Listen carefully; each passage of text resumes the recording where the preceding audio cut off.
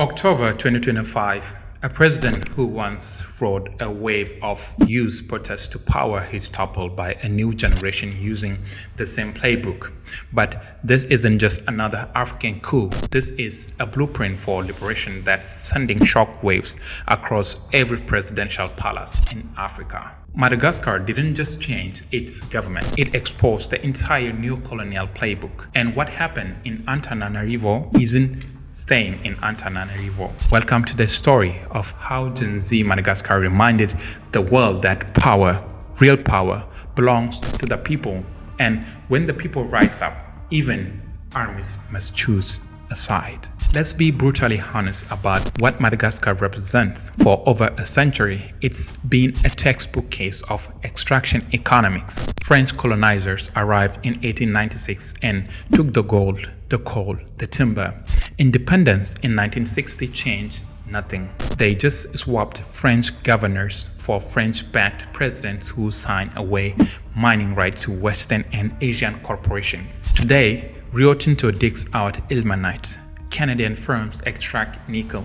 Japanese conglomerates ship graphite. Madagascar has everything the green transition needs: rare earth elements, cobalt, lithium. This island produces 80% of the world's vanilla. And what do Malagasy people get? 3 out of 4 people live below the poverty line. Children study by candlelight because there is no electricity. Family can't drink because water is contaminated from mining runoff. Rolling blackouts are constant. Infrastructure is crumbling. This is neocolonialism in its purest form. They don't need to plant flags anymore. They just sign contracts. They don't need colonial governors, just corrupt local elites willing to sell out their own people for personal wealth. That formula worked for decades until Gen Z said no. At the center of Madagascar's political malaise is Rajoelina, the man who's led the nation in one form or another since 2009. Once a media magnate, Rajoelina came to power through a military coup in 2009. He ruled through a successor, then returned to power in 2019 and was re-elected under shady circumstances in 2023. His record: he presided over a famine. He made up his own COVID-19 cure that didn't work. He's been implicated in widespread use of spyware against his own people. He's given basic lip service to anti-corruption by sacrificing an underling here and minister there, while protecting the vast corrupt system underneath. Although Rajoelina presided over some economic growth, ordinary people never felt it. New wealth was funneled into the networks of corrupt regime. Political patronage is backed deep into the system. Organized crime collaborates with government officials regularly. Smuggling and trafficking occur at high rates. And what little Madagascar has, the national elites skim off the top. For young people especially, the outlook for the future has been bleak for years.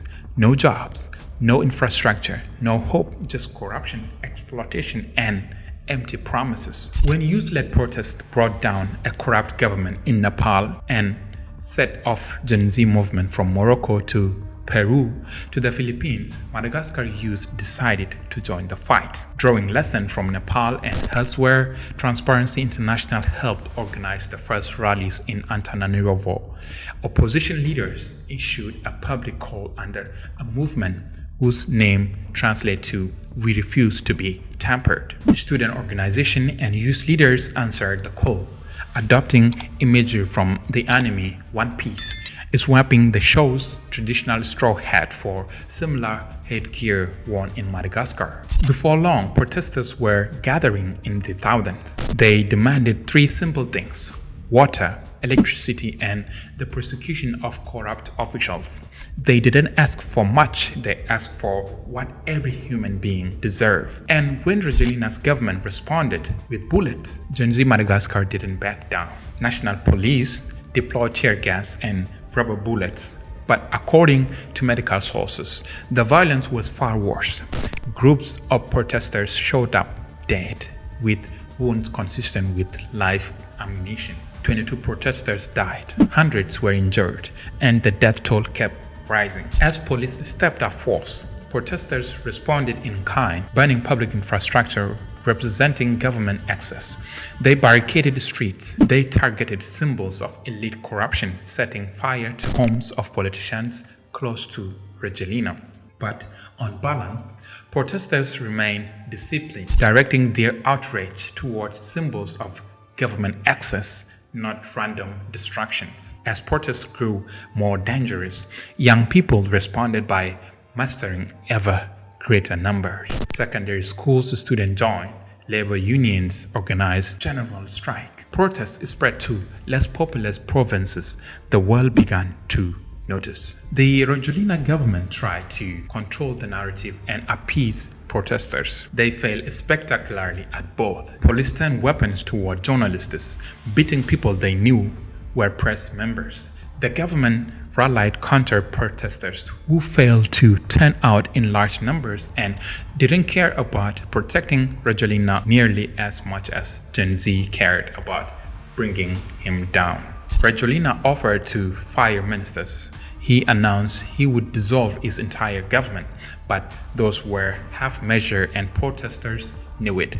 They continued their work in the street with a crystal clear message: "We don't care about them. We are coming for you." Then came October 11, 2025. The game changed completely. A particular military unit called CAPSAT, which oversees Madagascar army, made a choice. CAPSAT has historical significance.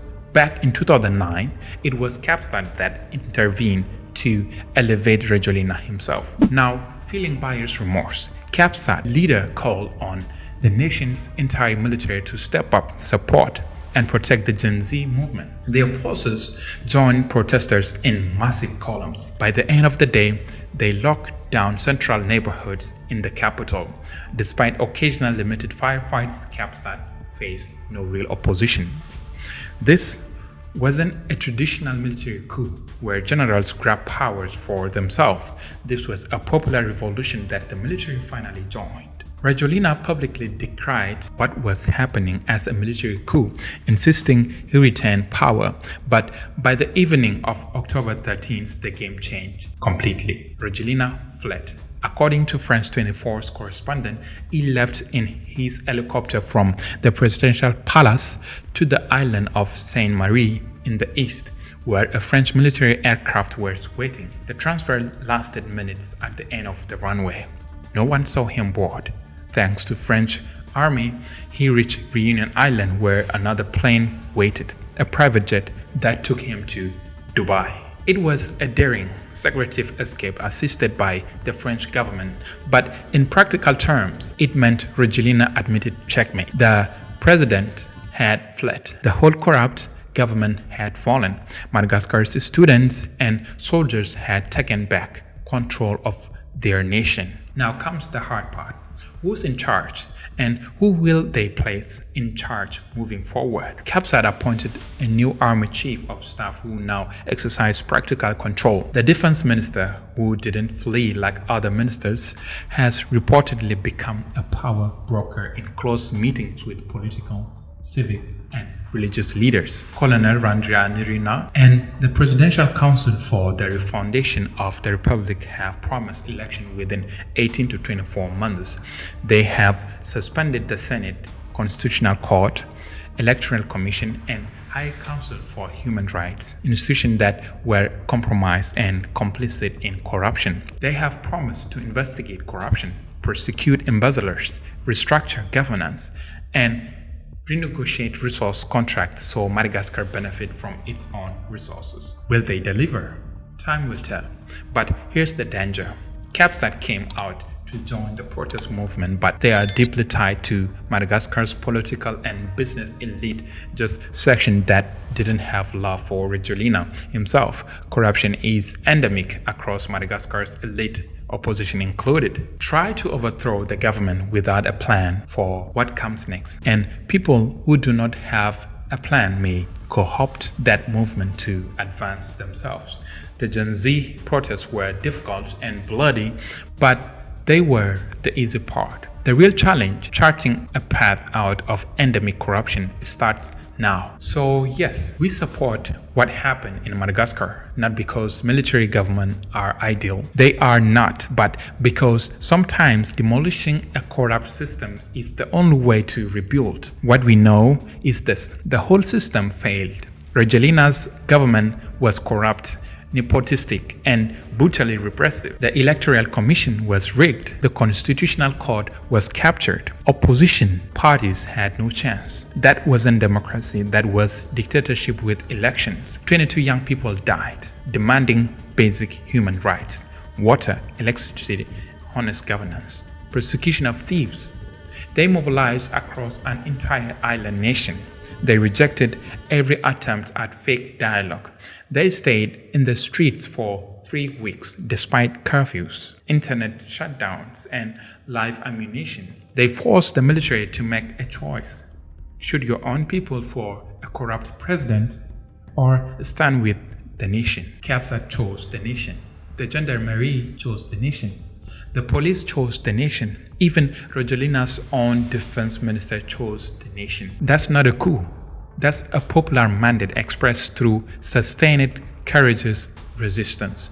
What we want to do is condemn Malagasy's people for fighting for their survival. What we want to do is pretend the whole system deserves preservation. What we want to do is side with constitutional order when that constitution was written by and for thieves. Now let's talk about the African Union. Where was the African Union when Madagascar needed them? September 25, Gen Z began protests. The African Union is silent. Late September, security forces opened fire on peaceful demonstration bodies in the streets. The African Union is silent. Early October, death toll climbs. Videos of police brutality flood social media. The African Union is silent. October 11th, military joins protesters. The African Union is silent. October 13th, emergency session. Finally, after everything is over, after the president fled, after 22 people died, the African Union convenes to express deep concern. And October 15th, Madagascar is suspended from the African Union with immediate effect. How decisive, how brave. Suspending a country after the change already happened. This is the African Union's playbook. Show up late, make speeches, condemn, suspend, appoint a panel of elders, accomplish nothing. Mali in 2020, Burkina Faso in 2022, Niger 2023, Guinea 2021. The African Union is the world's most reliable reactionary institution. They arrive with statements after bodies are burned, with suspension after government fall, with mediation teams when it's too late. Want to know why African Union can't fight corruption? Because the African Union itself is drowning in it. A PricewaterhouseCoopers audit found widespread nepotism, corruption, financial mismanagement, and power abuse. Over 100 staff members were related to other employees. Family business running continental institutions. The African Union couldn't even afford its own headquarters. China built it for $200 million. Here's what African Union won't condemn: the systemic exploitation of African resources by foreign corporations with blessing of African leaders. Mining contracts giving away 80% of profits. Trade agreements keeping Africa exporting raw materials while importing finished goods at markup prices. They won't condemn these because those same presidents who signed these deals sit in African Union summit. The African Union designated 2025 as the year of repatriations, calling out colonial debts and foreign controlled resources. Powerful words. But when Gen Z Madagascar actually demands economic liberation, when they actually rise up against the system bleeding their country, where is the African Union? Condemning them for unconstitutional change. The African Union talks about Pan-African unity, but when Africans fight for their rights, the African Union side with institutions over people. That's not African unity. That's African hypocrisy. For Western powers and Asian economic giants, Madagascar is a warning shot. You can't keep extracting billions while people are starving and expect them to stay quiet. You can't hide behind legal contracts when those contracts were signed by corrupt leaders you propped up. You can't lecture about democracy while supporting regimes that murder protesters. France flew Rajoelina out on a military plane, protecting their clients to the end. But the era of client states is ending. Gen Z across Africa isn't asking for permission anymore. They are demanding justice, and they have smartphones, VPNs, and global solidarity networks. Every mining corporations operating in Africa should be nervous because Madagascar just showed that when people rise up, your contracts with corrupt presidents are worthless. When the army joins the people, your legal protection means nothing. When a generation decides they are done being poor in a rich country, your business models collapses. Renegotiations are coming. Fair profit sharing is coming, environmental accountability is coming, community concern is coming, or you will be nationalized and expelled. To every corrupt president across Africa, Madagascar is your nightmare. You saw what happened to Rajoelina, a man who once led youth protests, who promised reform, who won elections, and when he betrayed his people, they removed him. If it can happen to him, that means it can happen to you too. You are watching your militaries wondering if they will stay loyal when Gen Z comes for you. You are watching your security forces wondering if they will shoot their own children for your sake. You are counting offshore accounts, planning exit strategy. Good. You should be worried. From Kinshasa to Kampala, from Harare to Bamako, young Africans are watching Madagascar and learning. They are learning resistance works. They are learning that military defection is possible. They are learning that presidents can be toppled with people. Your kleptocracy are on borrowed time. The generation rising wasn't alive during your liberation struggles. They don't owe you anything, and they are done watching you loot their futures. To every person living under corrupt repressive governments anywhere in the world, Madagascar just showed you the way. It doesn't matter how powerful your president seems. It doesn't even matter how brutal your security forces are. It doesn't matter how rigged your system is. When the people unite, when they refuse to back down, when they're willing to sacrifice for justice, they win. Madagascar Gen Z didn't have guns. They had solidarity. They didn't have money. They had moral clarity. They didn't have institutional power. They had numbers and courage. 22 people died for this change. Their sacrifice wasn't in vain. They bought Madagascar a chance at a new beginning. They proved corrupt system can fall. They sent a message heard around the world. The people are coming, and this time we are not asking. This is the beginning, not the end. Madagascar isn't the last revolution. It is the first for many. From Addis Ababa to Nairobi, from Accra to Lusaka, the drums are beating. Gen Z is organizing, and the old order is terrified, as they should be. Thank you for watching.